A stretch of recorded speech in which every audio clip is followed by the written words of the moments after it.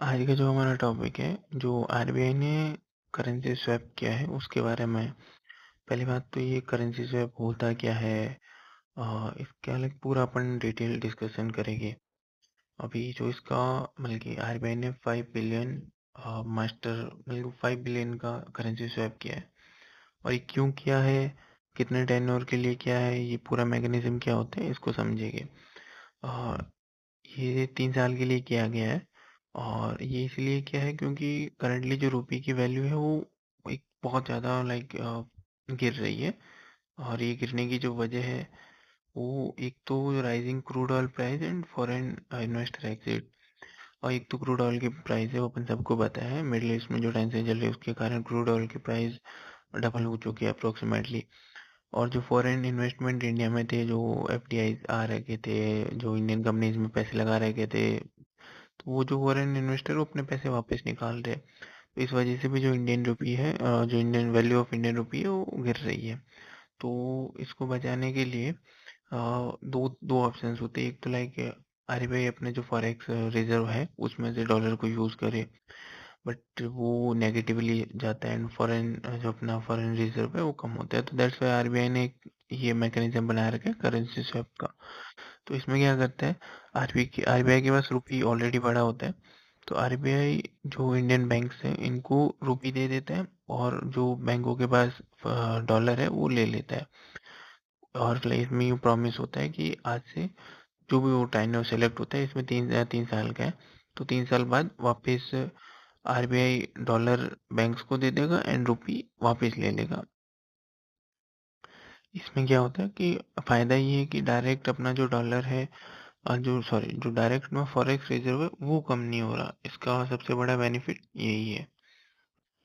और जो भी रुपए की वैल्यू चल रही है वो 97 के, सॉरी 97 या 96 के बीच में चल रही है। $1 इज इक्वल टू 96 रुपीज़। और ये फॉरवर्ड मार्केट में 100 रुपये प्लस चल रही है, फिर 100 रुपये चल रही है। तो इसको रोकने के लिए या फिर रुपये और ज़्यादा ना गिरे, और अगर एक बार रुपये 100 का थ्रेशोल्ड क्रॉस क्रॉस करेगा तो वो लाइक इमोशनली और पैनिक सेल ऑफ होगा, मतलब कि बहुत ज़्यादा और ज़्यादा गिरेगी कि ठीक है भाई 100 का मार्क क्रॉस कर दिया तो वो और ज़्यादा गिर सकता है। तो रुपये को प्रोटेक्ट करने के लिए कि और ज़्यादा ना गिरे 90, जैसे आरबीआई ने अनाउंस किया तो उसके बाद जो रुपये की वैल्यू गिर रही थी वो थोड़ी कंट्रोल में भी आई 96 के आसपास। पहले 96 97 चली गई थी, और फिर लाइक वापस थोड़ी सी कम आके 96 के आसपास आई। जब इंडिया आज़ाद हुआ था एट दैट टाइम 1947, उस टाइम जो रुपये की वैल्यू थी 3 रुपी इज इक्वल टू $1 था। उस टाइम अपने लाइक प्री लिबरलाइजेशन अपनी जो इकोनॉमी थी वो कंट्रोल बाय गवर्नमेंट थी, मतलब बंद इकोनॉमी जिसे कहते हैं।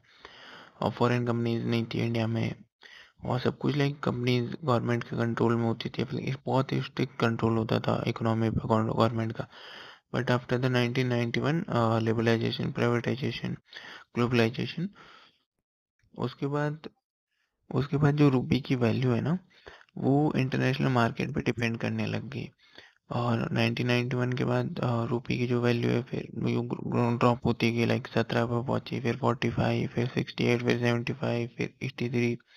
एंड एट परसेंट जो रुपये की वैल्यू 96 97 चल रही है, मतलब कि हिस्ट्रिकल लो, सबसे कम आज तक की अपनी जो इंडियन हिस्ट्री है इसमें जो रुपये की वैल्यू है सबसे कम पे चल रही है एट दिस मोमेंट।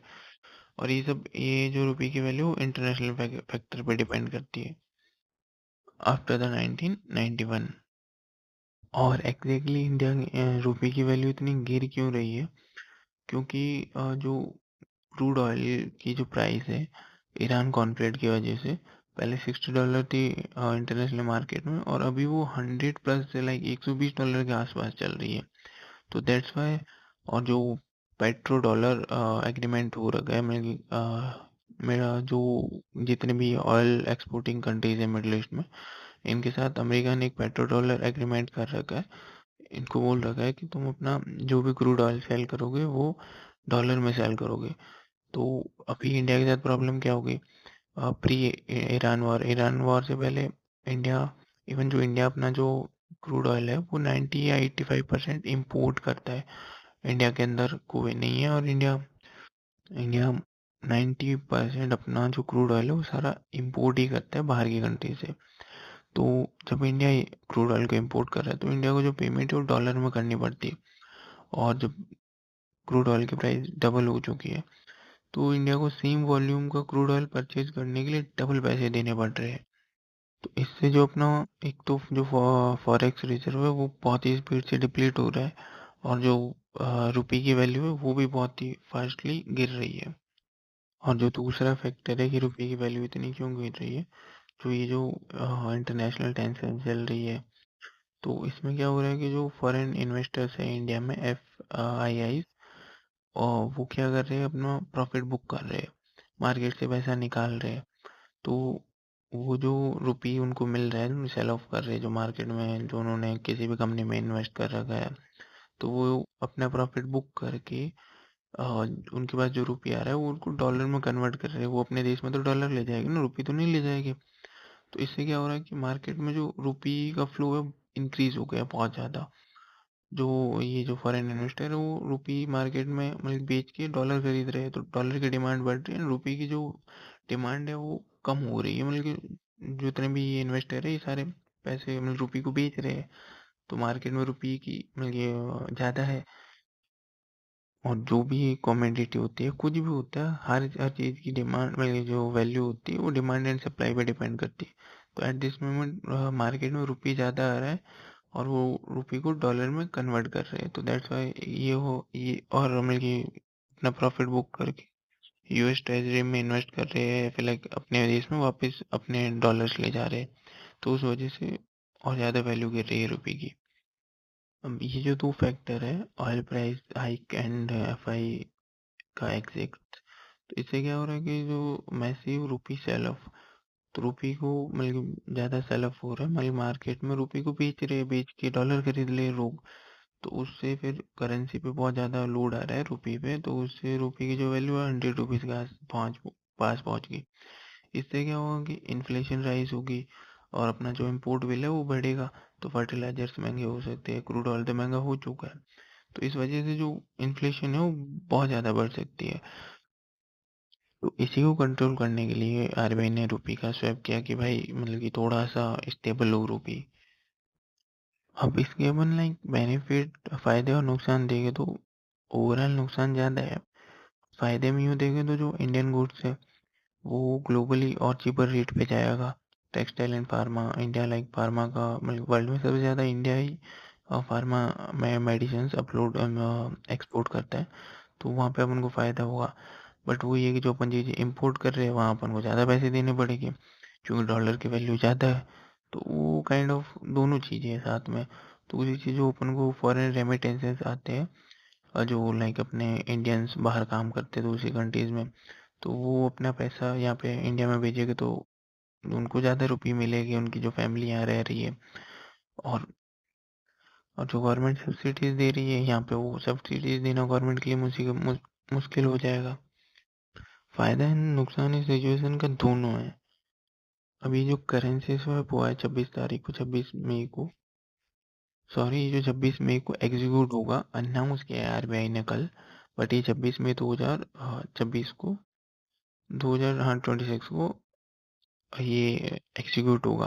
तो इसमें लाइक डॉलर में देखें तो 5 बिलियन फॉरेक्स स्वैप है, वो लाइक 45,000 करोड़ रुपीस बैंक्स को मिलेगा। तो इससे लाइक दोनों को फायदा है, RBI के लिए भी विन, मतलब RBI एंड बैंक दोनों के लिए विन विन सिचुएशन है। बैंक्स को लिक्विडिटी मिलेगी, काफ़ी पैसे मिलेंगे, तो बैंक को जो उन्होंने लोन्स दे रखे हैं तो उनके जो इंटरेस्ट रेट है उनको हाई नहीं करना पड़ेगा, जो ऑलरेडी चल रहे हैं फिर कम भी कर सकती हैं, बट ठीक है वो जो ऑलरेडी इंटरेस्ट रेट चल रहे हैं उनके लोन पे वो सेम रहेंगे। और बैंक के पास लिक्विडिटी पहुंचेगी तो बैंक लोगों को और लोन दे सकता है। और सेम चीज़ RBI को बेनिफिट ये है कि गवर्नमेंट के पास डॉलर आएगा तो उन डॉलर को गवर्नमेंट यूज़ कर सकती है फॉर इम्पोर्ट। तो इससे जो रुपये की वैल्यू गिर रही है वो थोड़ी सी कंट्रोल हो गई। और ये जो टेन्योर है वो 3 साल का टेन्योर है। तो वापिस ये जो स्वैप होगा, मतलब कि जो RBI ने बैंक से डॉलर लिया था, तो वो डॉलर बैंक RBI को वापस 3 साल बाद देना है, और 3 साल बाद वापस बैंक RBI को रुपये दे देगा। वैसे इसका नुकसान भी हो सकता है अगर डॉलर की प्राइस इन फ्यूचर बहुत ज़्यादा बढ़ गई ना, रुपये की वैल्यू बहुत ज़्यादा गिर गई, तो गवर्नमेंट और आरबीआई को और ज़्यादा नुकसान हो सकता है। बट अगर कंडीशंस बेहतर हो गई, ठीक हो गई, तो फिर ये विन विन सिचुएशन रहेगी। और ये लाइक वाई ए स्वैप, मतलब यही क्यों किया, मतलब गवर्नमेंट ने या फिर आरबीआई ने, इसकी क्या ज़रूरत थी? इसमें sell dollar from forex reserve, तो गवर्नमेंट ने ये ना करके हाँ टेम्पररी एक्सचेंज कर लिया बैंक, कॉमर्शियल बैंक्स के साथ। तो इससे क्या है ना कि जो अपना फॉरेक्स रिजर्व है वो कम नहीं हो रहा। अगर फॉरेस्ट रिजर्व बहुत ज़्यादा कम हो जाता है तो लाइक 1991 जैसा कोई क्राइसिस ना कर हो जाए, तो ये काइंड ऑफ एक ऐसा मैकेनिज्म बना रखा है आरबीआई ने, ये सेफ है as compare to forex reserve कम करना। अब अगर ये आरबीआई करती तो चलो एक तो फॉरेक्स रिजर्व कम होता, बट इसमें क्या है ना कि रुपी लिक्विडेट हो रहा है कॉमर्शियल बैंक के पास, कॉमर्शियल बैंक के पास पैसे आ रहे हैं तो कॉमर्शियल बैंक उनको यूज़ कर पाएगी। और अगर करेंसी, अगर आरबीआई रिजर्व को यूज़ करता है, डिस्प्ले पैनिक एंड वो पैनिक के रूप में दिखेगा कि यार अपना फॉरेक्स रिजर्व कम हो रहा है। तो ये स्वैप करना एक सेफ ऑप्शन होता है other as compare to other option. चलो इसमें एग्जैक्टली होता क्या है अपन इस डायग्राम से समझते हैं। और जो ये पहला डायग्राम है जो 26 तारीख को होगा, 26 मई को, 26 मई को होने क्या वाला है, जैसे कि फॉर एन एग्जाम्पल ले रहे हैं अपन, ठीक है। एसबीआई है और आरबीआई है। अभी कमर्शियल बैंक जो होती है, बैंक्स को क्या चाहिए, रुपये चाहिए ताकि वो अपने लाइक काम कर सके, और जितना ज़्यादा रुपये में पैसा उनके पास होगा तो लोन देना या फिर उनके जो भी ऑपरेशन होते हैं वो करना उनके लिए ईजी रहेगा। तो इसमें क्या किया एसबीआई ने, आरबीआई, और एसबीआई के पास डॉलर्स पड़े या कुछ, तो एसबीआई ने फॉर एन एग्जांपल $2 आरबीआई को दिया, और आरबीआई ने बदले में 100 रुपये दिए, ठीक है। अब ये आरबीआई को डॉलर चाहिए, आरबीआई को डॉलर मिल गया, और एसबीआई को रुपये चाहिए तो एसबीआई को रुपये मिल गया इस कंडीशन में। अब फिर ये क्या होगा कि जब 3 साल कंप्लीट हो जाएंगे तो ये ट्रांजेक्शन रिवर्स हो जाएगी। सेम चीज़, एसबीआई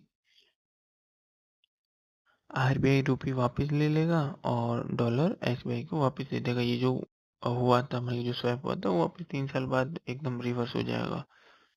अभी आरबीआई के लिए विन विन ऐसे है कि आरबीआई को नए करेंसी प्रिंट नहीं करनी पड़ी, जो जो ऑलरेडी करेंसी है उसी को लाइक रुपये को बैंक्स को दे दिया, तो वो नई करेंसी प्रिंट नहीं करनी पड़ी, मार्केट में लिक्विडिटी आ गई, तो ये इकोनॉमी के लिए भी अच्छा है। अब क्या होगा ना कि जो आरबीआई है उसके पास बिलियंस ऑफ डॉलर्स हो जाएगी, मतलब कि स्वैप के बाद। तो आरबीआई क्या करेगा, मतलब पहली बात तो विदाउट जो अपना $600, $6 बिलियन, मतलब जो हमारे पास रिजर्व है $600 बिलियन का, उसको टच बिना किए आरबीआई के पास अच्छा खासा मिल डॉलर आ जाएगा। तो आरबीआई क्या करेगा, उस डॉलर को बेच के मार्केट में रुपये खरीदेगा। इससे क्या होगा, रुपये की डिमांड बढ़ेगी तो रुपये की वैल्यू बढ़ेगी। अब इसमें यही है कि बैंक्स के पास पैसा आ जाएगा तो फिर लाइक लोन ग्रोथ और क्रेडिट ट्रस्ट में बहुत फ़ायदे हैं, उसमें कुछ खास नहीं है। अब इसकी लाइक पावर देखनी है, पावर का मतलब इसका बेनिफिट या फिर देखना है तो देखो, जैसे ही आरबीआई ने कल ही अनाउंसमेंट की ना, तो उससे पहले अनाउंसमेंट से पहले जो रुपये गिरते गिरते 96.7 पे चला गया था एंड उससे प्लस जा रहा था, एंड फॉरेन मार्केट में 100 रुपीज़ चली गई थी। बट जैसे आरबीआई ने अनाउंसमेंट किया, रुपये ने वापस रिकवरी की, 96.25 पे आ गया था रिकवरी करके। तो अभी तक ये एग्जीक्यूशन हुआ ही नहीं है, खाली अनाउंसमेंट से ही रुपये वापस रिकवरी करने लग गया। अब इसके प्रोज एंड कॉन्स दोनों ही है, ठीक है, खाली प्रो ही नहीं है। अभी जो स्वैप किया है तो इंडियन आरबीआई ने सोचे क्या है कि 3 साल बाद सिचुएशन या फिर 3 साल के अंदर अंदर जो सिचुएशन चल रही है ये स्टेबलाइज हो जाएगी। ब्रेकिंग पॉइंट मतलब कि अगर ये सिचुएशन नॉर्मल नहीं हुई, जो क्रूड ऑयल की प्राइस अभी बढ़ी हुई है, ठीक कंटिन्यूसली बढ़ती गई या फिर 3 साल बाद बढ़ी हुई रही वापस, कम नहीं हुई, फिर पहले जैसी नहीं हुई, तो इस स्वैप का कुछ खास फायदा नहीं होगा, नुकसान हो सकता है।